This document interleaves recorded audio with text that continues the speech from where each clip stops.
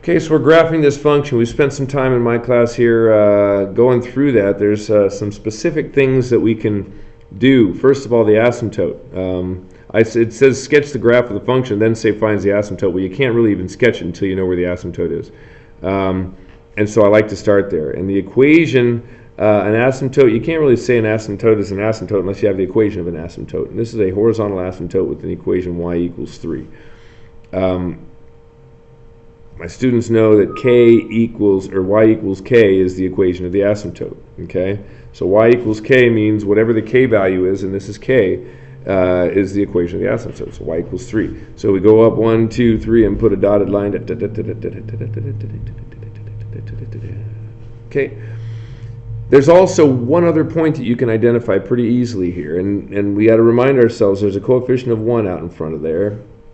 And the point that you can identify on here is the point, again, I'll give you the general form of this point here, and that's h comma k plus a.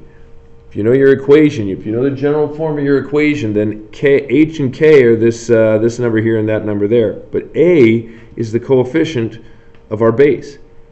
Okay? And we know that there's a point that exists on the graph that exists right there. H comma k plus a. So that point is h is 2. Change the sign of the h value. Keep the sign of the k value, but add the 1. So this is 2 comma 4. So if we go over 2, 1, 2, and we go up 1, 2, 3, 4, the 4 is just 1 unit above there, above the asymptote. Okay, there's a certain distance above that asymptote, and that distance is established by that a value out in front. The last thing we need to do to be able to get a sketch of the graph, and that is to decide, okay, look at the base and see if it is diminishing or if it is increasing or peeling away from the asymptote. And as we see this here, this 10 is much greater than 1, so it's going to increase at a pretty steep incline.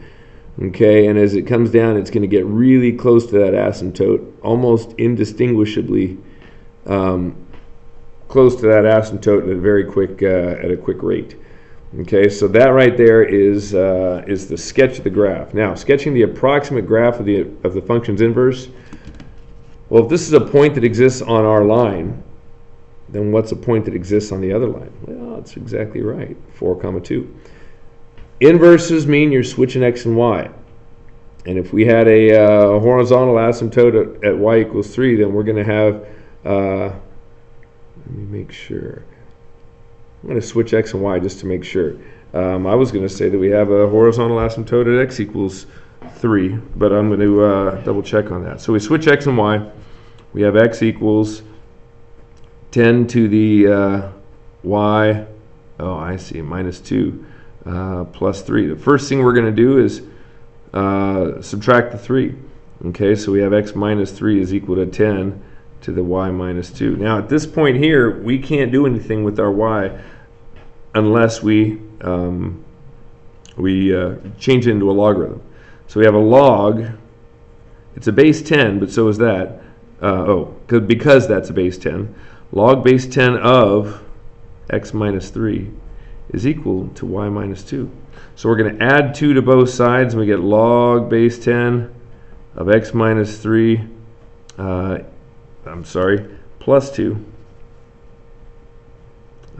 equals y.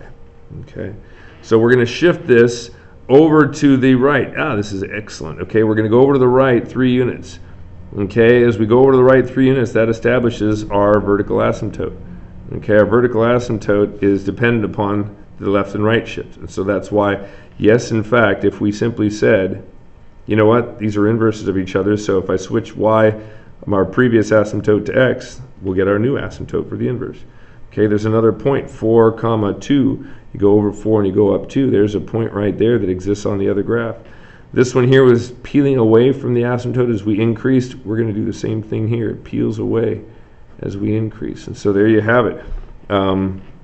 There's the equation.